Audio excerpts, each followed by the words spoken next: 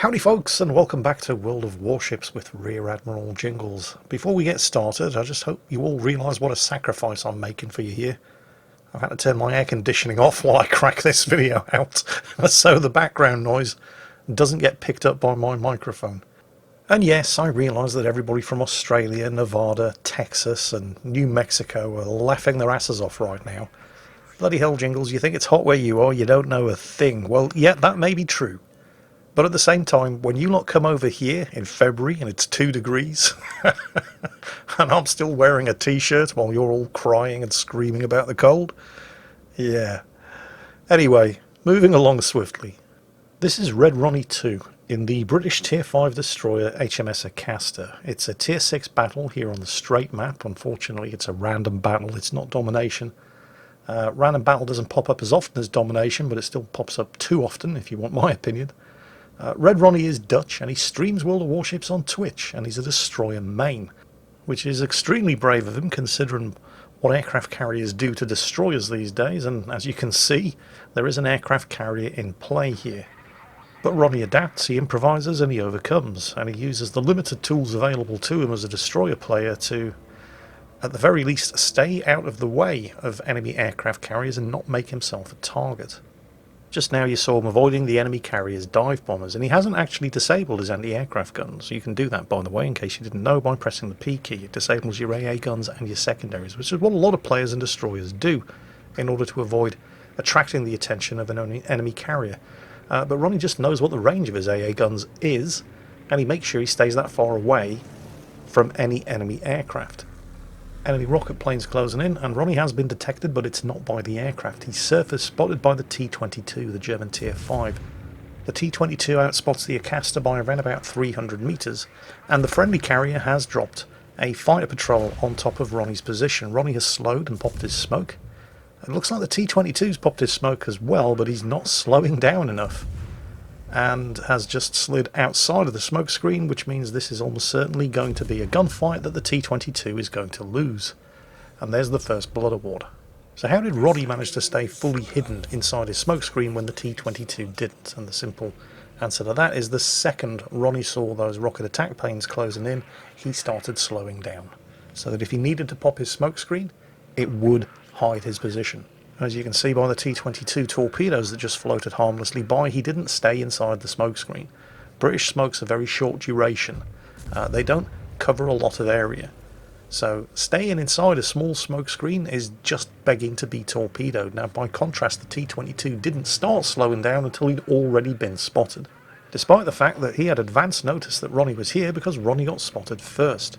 He was going too fast to stay hidden inside his smokescreen, and by the time he'd slowed down enough, it was too late. He'd been damaged so much that one single salvo from Ronie's 120mm guns was enough to kill him. Ronie's doing it again. He still hasn't disabled his AA guns, and as long as you know what the range of your AA guns are, and you can stay away from enemy aircraft like those torpedo bombers that are coming overhead, you don't actually need to do it. In case you're wondering, by the way, and Ronie clearly knows this, the range of the anti-aircraft guns on the Acasta is 2.49 kilometres. And the Acasta's air detection range, assuming you don't have a 10-point captain with a concealment expert skill, is 2.57 kilometres. So if you're close enough for your anti-aircraft guns to start shooting, you've already been spotted.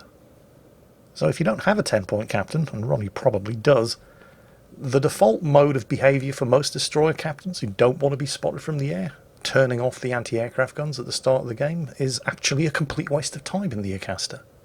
If you have been spotted from the air, you may as well shoot at them anyway. It's not going to actually do much good unless you're in something like a Kid or a Halland, but it might at least make you feel a bit better. Or you could do what Ronie's doing, plot yourself a nice wide course that isn't likely to see you being overflown by an enemy carrier, heading in the most direct route between itself and the targets that have been spotted, and stay out of detection range. Admittedly, that's a lot easier down here at Tier 5, where you don't have radar to worry about. Well, unless you get into a Tier 7 game and there's an Indianapolis on the enemy team. Or a Belfast, for that matter. And Ronie also has the advantage of having already taken care of the enemy destroyer down here in the southern end of the map. So to a large degree, and it is a situation of his own making, because he's the one who killed the T-22, but if Ronie's going to get spotted, it's either going to be because he's doing it on purpose, And he doesn't want to get spotted here, which is why he's tucking in behind the island. Only his rear gun is able to fire in this position. Or he gets extremely unlucky. Now he took a shot at the New York there, and I think that was potentially to try to set a fire and force the New York to use his damage control so that he wouldn't be able to do anything if these torpedoes don't kill him, but they do cause a flood. However, the torpedoes do kill him. There's his second kill and a devastating strike. Potentially also, he ran the risk there of the New York noticing the fact that there was a destroyer shooting at him from behind an island, potentially changing course and avoiding the torpedoes, but, well, could have, should have, didn't. So things are going quite well. The team have only lost one cruiser. The enemy team are down 3 ships. The friendly Koenig up there to the north, however, is probably not going to last much longer. He's on low health like that as a result of suffering a drive-by torpedoing from an enemy Graf Spee who closed to suicide range and paid for it after being taken out by the friendly Omaha. However, the Koenig took so much damage that he was an easy kill. He's gone down. I'm not entirely sure it was a great idea on behalf of the enemy Graf Spee to trade his Tier 6 pocket battleship / heavy cruiser for a Tier 5 friendly battleship, but, well, it's no use crying about it now, it's done. Ronie busy lining up his torpedoes on the enemy Normandy, who appears to be trying to slip between the gap in those 2 islands over there. These torpedoes have a 6-kilometre range, but they're very slow, with a range of, a speed of only 59 knots. It's likely that Ronie is going to be spotted here, but it's also likely that the Normandy's guns aren't pointing in this direction. Nevertheless, better safe than sorry. Ronie pops his smoke anyway, and that is definitely one very, very dead Normandy. Now, if you're in a destroyer of most other nations, that would probably be considered a waste of a smoke screen. But the thing about the British destroyers is while their smoke is very short duration, they also get a lot of charges and a short reload on it. The thing is, he doesn't even need the smoke screen here to be able to put shots on the enemy Badioni, because there's at least one strip of land blocking direct line of sight. There are some torpedoes incoming, however. Who are they from? They're not the Omaha, those are 2 sets of 3. Those are from the Vesteros. Wow. Probably the Vesteros. He can have 10-kilometre range torpedoes. It looks like they were possibly aimed at the Normandy, although the only person that they're actually threatening right now is Ronie. Kill number 3 on the Badioni. Yeah, friendly torpedoes, the only thing more dangerous than enemy torpedoes. Yeah, that was pretty reckless of the Vesteros. Those torpedoes could have... well, they could have hit Ronie. They could have hit the Omaha if he changed course, and it looked like they were probably going to miss the Normandy as well, so... yeah, not good.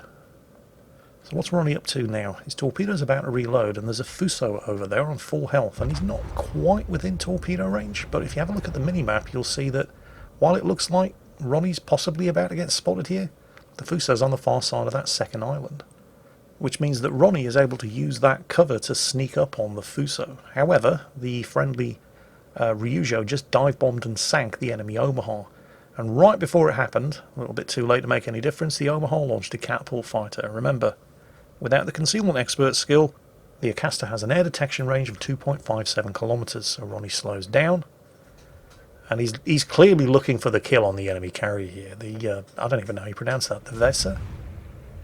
And he's slowed down to keep that island in the foreground between him and it. And it worked the first time, but didn't work the second time. So he has now been spotted, and he doesn't even get the kill on the carrier. Oh well, it's done now. No sense in trying to stay subtle. He's been spotted, although at the moment nobody is targeting him. It's taken the enemy team time to realise that there's a destroyer closing in. He's not going to stay targeted and detected for long, however, because he's stopped shooting. He's gone to full speed. He's closing in on the Fuso. Now, does the Fuso realise that his doom is approaching? And could he do anything about it even if he did? Meanwhile, to the rear, torpedoes spotted. It's the friendly Omaha. The Omaha, 7 kilometres away from the Fuso, very badly is launching his 5.5 kilometre range torpedoes at the Fuso, and the absolute only person that those torpedoes are any threat to, you guessed it, is Ronie. Then again, if Ronie wants to torpedo the Fuso, and he is going to torpedo the Fuso, I mean, why wouldn't you at this range? He kind of has to stay on this side of the island anyway, so he was unlikely to run into the Omaha's torpedoes. But the Omaha didn't know that, so, you know, that was kind of reckless again, which once again just hammers home the point that the only thing more dangerous than enemy torpedoes are friendly torpedoes, although not in the Fuso's case. enemy torpedoes are definitely going to be the end of him. Although, hang on a second, what's that torpedo alarm doing? Yes, look at the minimap, that friendly Omaha is behind Ronie, which is why Ronie is vacating his smoke screen, because I would too if that Omaha was behind me. He's launched torpedoes again, which means Ronie is now, well, he's getting shot at when he didn't really need to. Although if he can set a fire here, that's going to be really good, because he did cause 2 floods on the Fuso, and the Fuso did use his damage control. The Fuso is burning, although it's not Ronie's fire. Come on, Ronie, you definitely deserve the kill. For the Kraken. Oh, somebody's shooting at him from up ahead. Minimal damage though. Come on, Ronie, can we? No, robbed of the kill. He definitely deserved it. So who was... Ah, the Fubuki. A Japanese destroyer captain who had the balls to shoot at somebody. That's quite rare. Unfortunately, the Fubuki has a bit of a problem, because he can either stay hidden or he can see targets, because you can't do both. And since he is also the last ship left alive on his team, he does the only thing that he really can do under the circumstances, and he comes out to fight. But he's coming out to fight with his torpedoes, not his guns. Now, Ronie doesn't know whether or not the Fubuki is launching torpedoes at him or the Emil Bertin, so he just assumes it's him. And it's the right decision, because it is him. Now that set of torpedoes have missed, but that's only one launcher. And the Fubuki is still not shooting, because he's bringing torpedoes to what really should be a gunfight. And with his engine out, he's never going to be in a position to get those torpedoes on target. And he's also a sitting duck for these torpedoes. And there's the Kraken Unleashed award that Ronie so very richly deserved. And that was pretty much a textbook example of how to play the Acasta in particular and destroyers in general by Red Ronie 2.